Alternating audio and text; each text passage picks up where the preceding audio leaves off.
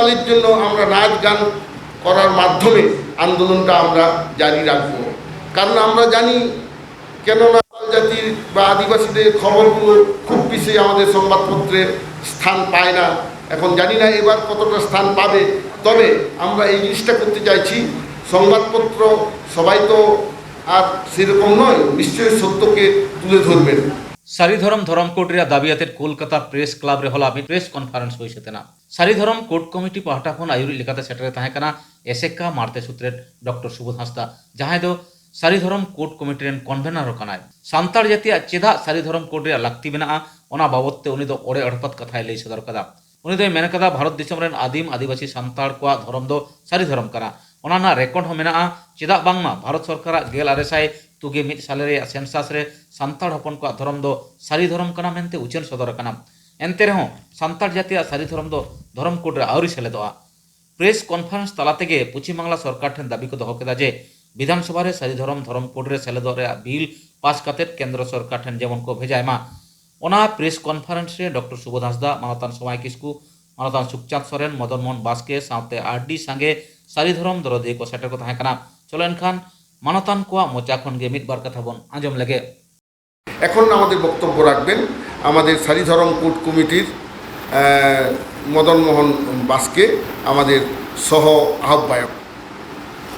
অল্প কথায় বলবেন। সবাইকে নমস্কার। সবাইকে নমস্কার। আমাদের যে আজকে রাজ্য সরকারের যে সাঁওতাল সম্প্রদায়ের উপরে যে একটা অবহেলা এবং ইগনোর সারিধরমের ব্যাপারে তা পরিষ্কার বোঝা যাচ্ছে। তার বিরুদ্ধে তার প্রতিবাদে আমরা এই যে 22টি সংগঠন মিলে যে সারিধরম কোড তৈরি হয়েছে তার মাধ্যমে আন্দোলনের কর্মসূচি আমরা সিদ্ধান্ত নিয়েছি। আমাদের কনভেনার জানিয়ে দিয়েছেন আগামীকাল থেকে সারা রাজ্যব্যাপী সমস্ত জেলা শাসক, এসপি শাসক এবং মহকুমা শাসক এর মাধ্যমে মোটর বাইক র্যালির মাধ্যমে আমাদের দাবি রাজ্য সরকারের কাছে আসবে। সারিধরমের জন্য পৃথক কোডের দাবিতে আমাদের আন্দোলন শুরু হচ্ছে আগামীকাল থেকে। উত্তরবঙ্গ থেকে দক্ষিণবঙ্গ পর্যন্ত আমাদের এই সংগঠন শক্তভাবেই আছে। আমরা আন্দোলন এগিয়ে যাব। আন্দোলন এগিয়ে গিয়ে আস্তে আস্তে বৃহত্তর আন্দোলনে যাব। যতদিন না আমাদের এই সারিধরম কোড রাজ্য সরকার তার মন্ত্রিসভায় বিধানসভার অধিবেশনে পাস না করে দিল্লি না পাঠাচ্ছেন, ততদিন পর্যন্ত আমাদের আন্দোলন কঠোরভাবে যাবে। আমি আজকে এসেকার রাজ্য সভাপতি সঙ্গে এই জয়েন্ট কমিটির জয়েন্ট কনভেনার আমার সারিধরম কোড কমিটির পক্ষ থেকে আপনাদের জানাচ্ছি এবং আপনাদের আজকে অনুরোধ করছি। গোটা সাঁওতাল সম্প্রদায় আজকে খুবই ক্ষিপ্ত। আমরা সংগঠনে কাজ করছি, আমরা হাড়ে হাড়ে বুঝতে পারছি। আপনাদের জানিয়ে রাখছি, আপনারা পেপার মিডিয়ার মাধ্যমে জনসাধারণের কাছে, রাজ্য সরকারের কাছে, চিফ মিনিস্টার কাছে বার্তাটা পৌঁছে দিন। আমরা এই বার্তাটা পৌঁছলে আমরা বিশেষভাবে উপকৃত হব। এই বলে আমি আমার ছোট বক্তব্য শেষ করছি। নমস্কার। এখন আপনাদের সামনে বক্তব্য রাখবেন আমাদের সারিধরম কোর্ট কমিটির সহ আহ্বায়ক এবং আমার এখানে উপস্থিত সমস্ত সাংবাদিক বন্ধুকে সারিধরম জোহার। আর এখানে আমার জেলা থেকে আগত সারিধরম অনুরাগী, সারিধর্মের সাঁওতাল জনজাতি, তাদেরকে আমার সারিধরম জোহার জানাচ্ছি। কথা হচ্ছে আমরা টাকা চাইছি না, জমি চাইছি না, চাকরি চাইছি না, আমরা কিছুই চাইছি না। আমরা শুধু চাই আমাদের মতো একটা ইন্ডিজিনাস পিপল, যাদের জন্যে এই পৃথিবীতে বিভিন্ন জনজাতির এই সেবার জন্য ইন্ডিজিনাস পিপলস ডে পালিত হচ্ছে, রাষ্ট্রসংঘ পালন করছেন, ভারত সরকার পালন করছেন।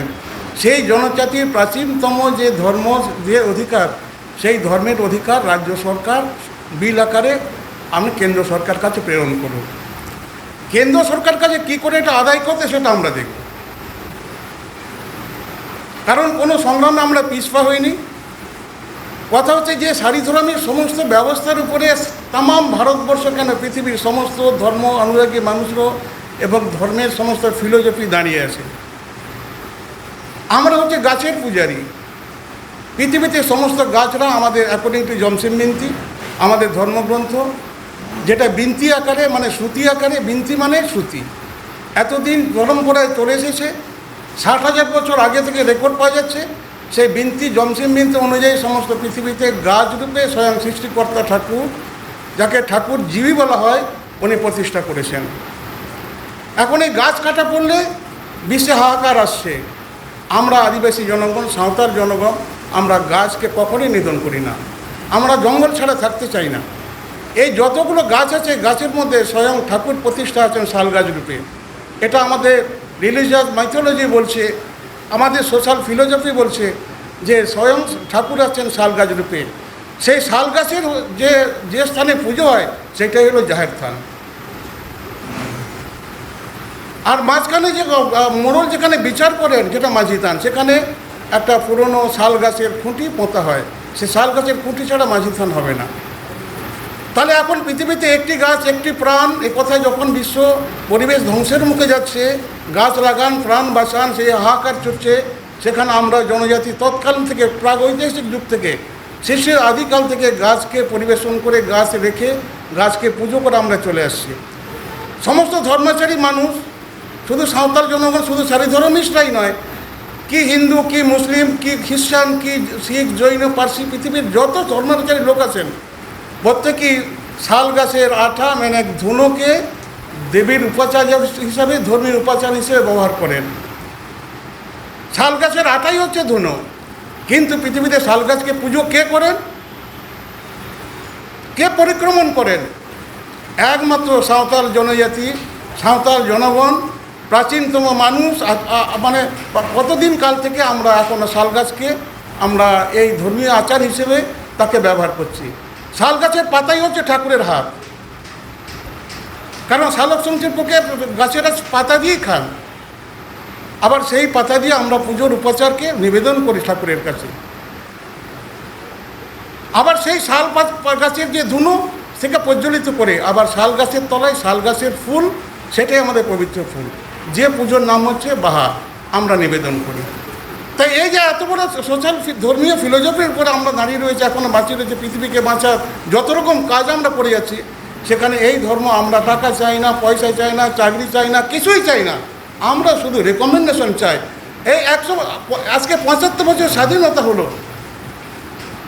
আমাদের ততদিনকার যে সংগ্রাম, সিধু কানু লড়াই করলেন, বললেন কনভেনার সাহেব, তিলকে মাঝি প্রথম 1757-তে ভারতের স্বাধীনতা সূর্য অস্তমিত হলো, 1780 সালে বিদ্রোহ করলেন। কত কুইক! তখন তো স্বাধীনতার এই কথা ভারতবর্ষে আসেই নেই, এবং আত্মহুতি দিলেন।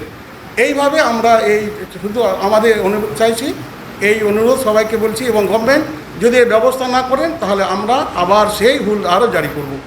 আমরা আজকে মরেঙ্গে লড়েঙ্গে, আমরা এই অবস্থায় এসে পৌঁছে গেছি। কেননা এতদিন পর আমাদের স্বীকৃতি দেওয়া হয়নি। আমরা শুধু স্বীকৃতি চাই, আমাদের কোডভুক্ত করা হোক। আমরা হিন্দু নই, মুসলিম নই, আমরা মূর্তি পুজো করি না, আমরা গাছের পূজারী, প্রকৃতি পূজারী। আমাদের সেই মান্যতা সারি ধর্মের কোডভুক্ত দেওয়া হোক। এই বলে সকলকে আমার নমস্কার জানিয়ে সংক্ষিপ্ত বক্তব্য শেষ করলাম। জোহার গোসাই মারাঙ্গুরু।